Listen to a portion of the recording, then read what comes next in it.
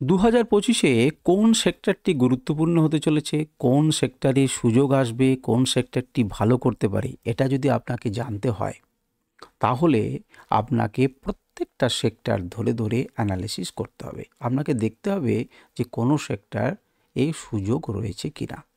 এটি করবার জন্যই আমি আগামী কয়েকদিন থেকে ঠিক করেছি প্রত্যেকটা সেক্টরকে নিয়ে একটি করে আলাদা ভিডিওতে আমি এদের বিচার বিশ্লেষণ করব। আপনিও আমার সঙ্গে করবেন বিচার বিশ্লেষণ। যদি মনে হয় যে আমার বিচার বিশ্লেষণ ঠিক এবং আপনার বিচার বিশ্লেষণে আসছে সেটা, তাহলে আপনি তখন ইনভেস্ট করার ইচ্ছা থাকলে করতে পারেন। আমি সুররঞ্জন গঙ্গোপাধ্যায় আপনাদের সবাইকে স্বাগত জানাচ্ছি আমার চ্যানেলে। চলুন ভিডিওটা শুরু করি। তো দেখুন, আজ হচ্ছে নিফটি ফার্মার পালা। আজকে আমরা নিফটি ফার্মাকে নিয়ে আলোচনা করব। আপনারা যারা আমার ভিডিও দেখেন তারা জানেন যে আমি বড় টাইম ফ্রেম থেকে ছোট টাইম ফ্রেমে ধীরে ধীরে আলোচনা করে থাকি বা অ্যানালিসিস করে থাকি। যেখানে আমরা 2025-এর কথা বলছি, অর্থাৎ অনেকটা দিনের কথা বলছি, সেখানে কিন্তু আমরা খুব ছোট টাইম ফ্রেমে আলোচনা করব না। আমরা মান্থলি টাইম ফ্রেম দেখব, আমরা উইকলি টাইম ফ্রেম দেখব এবং আমরা ডেলি টাইম ফ্রেম দেখব। এই তিনটি টাইম ফ্রেমেই কিন্তু আমরা সীমাবদ্ধ থাকব এবং দেখব আগামী দিনগুলোতে এতে কোনো সুযোগ আছে কি না, এখন কেমন পারফর্ম করছে, কয়েকটা দিন আগে কেমন পারফর্ম করেছে এবং এর চলনটা বোঝার চেষ্টা করব যে এই ইন্ডেক্সটা চলে কেমনভাবে, এবং তাহলে আমরা সুযোগ আছে কিনা বুঝতে পারবো। তো চলুন আমরা প্রথমেই ফার্মা সেক্টরের মান্থলি টাইম ফ্রেম খোলা আছে। মান্থলি টাইম ফ্রেমে আপনি এখন কোনো দিকে তাকাবেন না, আমি যেটুকু আপনাকে দেখতে বলছি সেটুকু আপনি দেখবেন। দেখুন, আমরা একটু আগে থেকে শুরু করি। দেখুন, এখানে একটা ডাউন ট্রেন্ড ছিল। ডাউন ট্রেন্ডের পর এই ট্রেন্ডটি যখন ভেঙে ওপর দিকে যায় তখন সে ওপর দিকে মুভ করেছে। তারপর আবার ডাউন ট্রেন্ড ছিল, সেটাকে ভেঙে ওপর দিকে গেছে। এখানেও আমরা ডাউন ট্রেন্ডের মতো আঁকতে পারতাম, কিন্তু না করে একটা জোনের মতো এঁকেছি। এই জোনটাকে ব্রেক করে সে ওপর দিকে গেছে এবং উপরের দিকে একটা রেজিস্ট্যান্স রয়েছে, একটুখানি প্রফিট বুকিং হয়েছে। এরপর কিন্তু আবার মুভমেন্ট শুরু হয়েছে। আমি খুব ক্লোজলি আপনাদেরকে দেখাবো, কিন্তু তার আগে মোটামুটি এইটা হচ্ছে তার চলন। অর্থাৎ একটি করে ডাউন ট্রেন্ড বা কিছুদিন কাটার পর উপর দিকে যায়, একটি করে ডাউন ট্রেন্ড এবং তারপর উপর দিকে যায়। এই হচ্ছে তার রুল। এখানে খুব বড় ছিল, তারপরে ছোট হয়েছে, তারপরে আরও ছোট হয়েছে, তারপরে আরও ছোট হয়েছে। এখন যদি একই প্যাটার্নটা চলতে থাকে তাহলে পরে এখানেও কিন্তু আমরা ভাবতে পারি যে উপরের দিকে মুভ করবে। এখন এবার ক্লোজলি আমরা দেখার চেষ্টা করি মান্থলি টাইম ফ্রেমে কী অবস্থায় দাঁড়িয়ে আছে। আমরা খুব ক্লোজলি অবজার্ভ করব কাছ থেকে। দেখুন, মান্থলি মানে এক একটা ক্যান্ডেল কিন্তু এক এক মাসের, এটা মনে রাখবেন। খুব বড় বড় দুটো মুভ দিয়েছে, তারপর দেখুন উপর থেকে একটা রিজেকশন পেয়ে নিচের দিকে নেমেছে।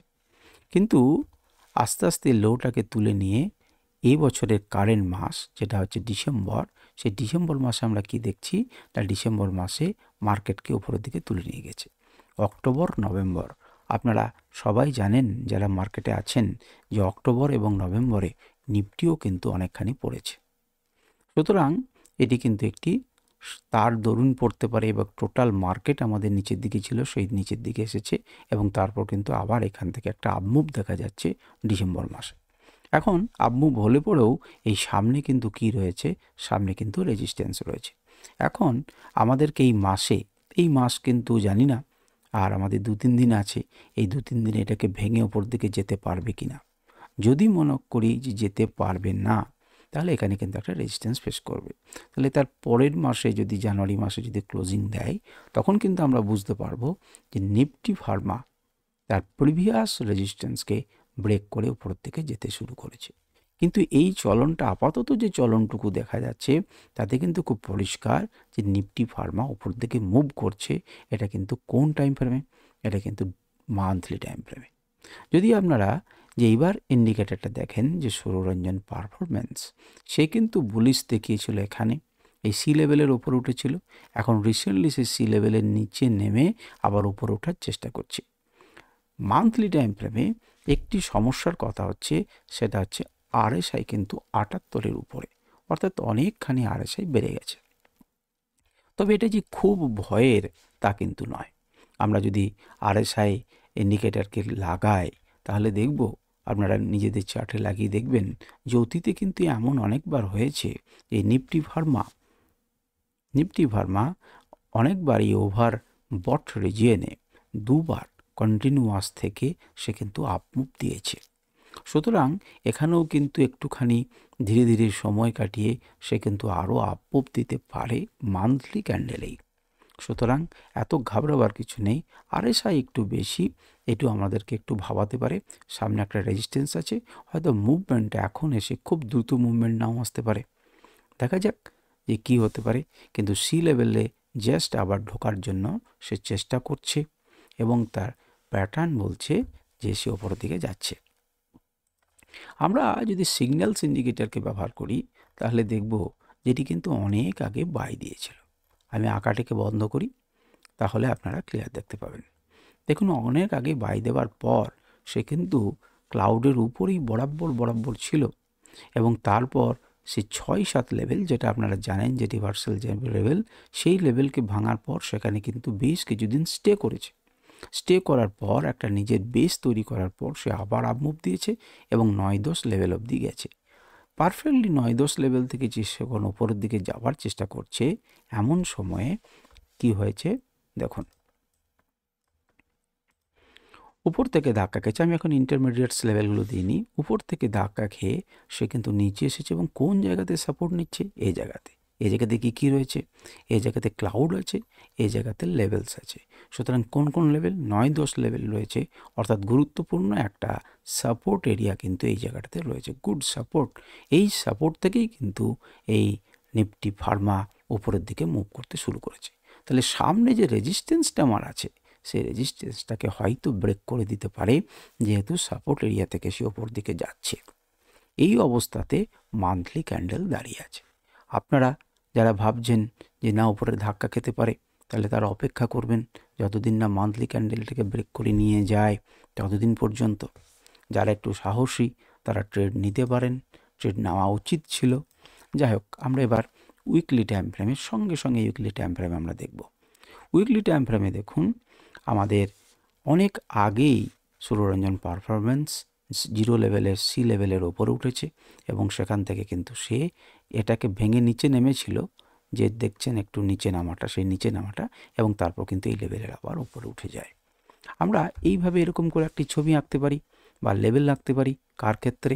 না, নিফটি ফার্মা উইকলি টাইম ফ্রেমে। আমরা একটু কাছ থেকে দেখাচ্ছি এবং ওপরে দেখুন এই দুটিকে নিয়ে আমরা কি করেছি না, একটা সাপোর্ট জোনকে করেছি। আগে কিন্তু সাপোর্ট ছিল না, আগের সপ্তাহতেই কিন্তু এটা কি ছিল? রেজিস্ট্যান্স হিসেবে কাজ করছিল, যেটি এখন কিসে পরিণত হয়ে গেছে? সাপোর্টে পরিণত হয়েছে। এটিকে ভেঙে সে কিন্তু উপরের দিকে গেছে, ধীরে ধীরে নিজের লোকে উপরের দিকে তুলে নিয়ে সে কিন্তু নিফটি ফার্মা কিন্তু উপরের দিকে মুভ করেছে। এখন তার নেক্সট টার্গেট, প্রথম টার্গেট কোনটা হবে? প্রথম টার্গেট এটা হবে, অর্থাৎ এখানে যে রেজিস্ট্যান্স জোনটা আছে, যেখান থেকে ধাক্কা খেয়ে নেমেছিল, সেখানে কিন্তু সে যাবে। যাবার পর দুটি পসিবিলিটি হতে পারে, এক, ধাক্কা খেয়ে নিচে নামতে পারে, দুই, উপরের দিকে যেতে পারে। কয়েকদিন সময় কাটাতে পারে, এমন হতে পারে ধাক্কা খেয়ে নিচে নেমে হয়তো গোটাটা না নেমে এখান থেকে কোনো একটা জায়গাতে সাপোর্ট নিয়ে সে আবার উপরের দিকে মুভ করতে পারে। আপনারা যদি মনে হয় যে আমি এখানে এন্ট্রি করব, এইটুকু পর্যন্ত আগে নিই, এন্ট্রি করতে পারেন আপনার বিচার বিশ্লেষণ অনুযায়ী। আপনার যদি মনে হয় যে না আমি যাব না, আমি এটাকে ব্রেক করি তারপরে আমি যাব, আপনি তারপর যেতে পারেন। আপনার যদি মনে হয় যে না, ব্রেক করে যাবার পর যখন রিটেস্ট হবে তখন আমি এন্ট্রি নিতে পারেন আপনার বিচার বুদ্ধি অনুযায়ী। কিন্তু এই জায়গাতে স্যার সাপোর্ট রেজিস্ট্যান্সটা আমি ড্র করলাম এবং আমরা দেখতে পাচ্ছি আরএসআইয়ের ভ্যালু হচ্ছে 60-এর উপরে, অর্থাৎ আরএসআই খুব সুন্দর ডেলি উইকলি টাইম ফ্রেমে, এবং সুন্দর তার প্রমাণ আমরা দেখতে পাচ্ছি, সুন্দর আপমুভ দিয়েছে এই নিফটি ফার্মা উইকলি টাইম ফ্রেমে। তাহলে উইকলি টাইম ফ্রেমে মান্থলি চাইতে কিন্তু দেখতে বেশি ভালো লাগছে। এরপর আমরা যদি এখানে আমরা কি করি, যে আমাদের ইন্ডিকেটর ব্যবহার করে কী অবস্থা দেখি না, সিগন্যালসে দেখুন অনেক আগে কিন্তু বাই দিয়েছিল, সেখান থেকে বাই হওয়ার পর এটা কিন্তু সেল দিয়েছে এবং সেলের লেভেলগুলো দেখুন। এই সেল দেওয়ার পর যেখানে সেল বিলো, তারপর দেখুন 3-4 লেভেল, এক্স্যাক্ট 3-4 লেভেল থেকে কিন্তু কি করেছে না, সাপোর্ট নিয়েছে, টার্গেট ফুলফিল করেছে এবং তারপর উপরের দিকে গিয়ে এই সেল বিলো লেভেলের ঠিক জায়গাতে দাঁড়িয়ে আছে। এখন এটাকে ভেঙে এই সেলার্সদের জোনকে ভেঙে যখন এটি উপরের দিকে চলে যাবে তখন আমরা বলতে পারি যে এটি বুলিশ হয়েছে। সুতরাং ইমিডিয়েট আমাদের সিগন্যাল ইন্ডিকেটর কি করেছিল, সেল সিগন্যাল দেওয়ার পর সেটা কিন্তু রিভার্স করছে টার্গেট 3-4 হিট করার পর। এবারে চলুন আমরা কোন টাইম ফ্রেমে দেখব, এবার আমরা দেখব ডেলি টাইম ফ্রেমে এর অবস্থা কী। তো ডেলি টাইম ফ্রেমের অবস্থা দেখবার জন্য দেখুন আমি চার্টে এঁকে রেখেছি, আপনারা একটু নজর করুন। প্রথমেই আমি যেটুকু দেখানোর চেষ্টা করছি এগুলোকে দেখার দরকার নেই, এগুলো পুরনো অ্যানালিসিস। দেখুন এখান থেকে আমি একটা ট্রেন্ড লাইন আঁকতে পারি। প্রথমবারে নেমেছে, চেষ্টা করেছে, ধাক্কা খেয়েছে, নিচে নেমেছে, আবার গিয়েছে, পারেনি, এর গায়ে গায়েই ছিল, অর্থাৎ লোটাকে তুলে নিয়ে গেছিল। লোটাকে তুলে নিয়ে যাওয়ার পর ধীরে ধীরে যখন একে ব্রেক করলো, তারপরে কিন্তু অনায়াসে যায়নি, এখানে একটা বেস তৈরি করেছে। কেন? এখানে কিন্তু প্রচুর রেজিস্ট্যান্স আছে, অনেক দিনের দাঁড়িয়েছিল। দেখুন একটা বেস তৈরি করার পরও কিন্তু উপরের দিকে যেতে পারেনি, নিচের দিকে এসেছে। অল্প বেস তৈরি করার পরই কিন্তু সে উপরের দিকে রওনা দিয়েছে এবং একে ভাঙার চেষ্টা করছে। এখন এটি কিন্তু একটি শক্তিশালী রেজিস্ট্যান্স এরিয়া, এ নিয়ে কোনো দ্বিমত নেই। এখন এটিকে ভাঙতে যদি সমর্থ হয় তাহলে পরে কিন্তু আমাদের জন্য এন্ট্রির সুযোগ রয়েছে। এবং আরএসআই ভ্যালু দেখুন 64, খুব সুন্দর ভ্যালু, একটি ভালো শক্তিশালী সাপোর্ট এরিয়া সে তৈরি করেছে। আমাদের পারফরমেন্স ইন্ডিকেটর দেখুন সি লেভেলের উপরে রয়েছে, শক্তিশালী তার পরিচয় দিয়েছে। অর্থাৎ প্রত্যেকটা ঘটনা কিন্তু সুন্দরভাবে কাজ করেছে। আপনারা মনে মনে যদি এটাকে হেড অ্যান্ড শোল্ডারের মতো করে একটা প্যাটার্ন ভাবতে পারেন, হেড অ্যান্ড শোল্ডার প্যাটার্ন তৈরি করেছে এবং সেটাকে ব্রেক করার জন্য চেষ্টা করছে। তবে মনে রাখবেন যে উপরে কিন্তু রেজিস্ট্যান্স আছে, খুব সহজেই হয়তো এত বড় মুভ দিতে পারবে না, পারতেও পারে, সেটা আলাদা কথা, কারণ বড় প্লেয়াররা কী চাইছেন আমাদের হাতে নেই। কিন্তু আমরা জেনে চলবো যেখানে রেজিস্ট্যান্স আছে হয়তো দুক করে সে যাবে এবং এটাকে সে ভাঙবে। আপাতত বড় ক্যান্ডেলও হতে পারে। উইকলি আজকে আমাদের ডেলি আজকে শেষ হয়েছে শুক্রবার। আমরা দেখব যে আগামী সপ্তাহে এর শুরুটা কোথায় হয়, স্টার্টিং কোথায় হয়। ঠিক আছে, সুতরাং এখানেও কিন্তু আমরা দেখতে পাচ্ছি ধীরে ধীরে লোকে তুলে নিয়ে গেছে এবং খুব সুন্দরভাবে উপরের দিকে মুভ করেছে আমাদের নিফটি ফার্মা। সুতরাং আগামী বছরে একটি ভালো শুরু হতে পারে নিফটি ফার্মার ক্ষেত্রে, আমরা এটুকুই বুঝলাম। আমরা যদি সিগন্যাল ইন্ডিকেটর দিই, সিগন্যাল ইন্ডিকেটরে দেখুন যে একবার বাই সেল অর্ডার দেওয়ার পর, একবার বাই তারপর দ্রুত সেল অর্ডার দেওয়ার পর লম্বা সেল এসেছিল এবং তারপর বাই সিগন্যাল জেনারেট করার পরে সে ধীরে ধীরে ভালো প্রফিট দিয়ে উপরে কিন্তু দাঁড়িয়ে আছে।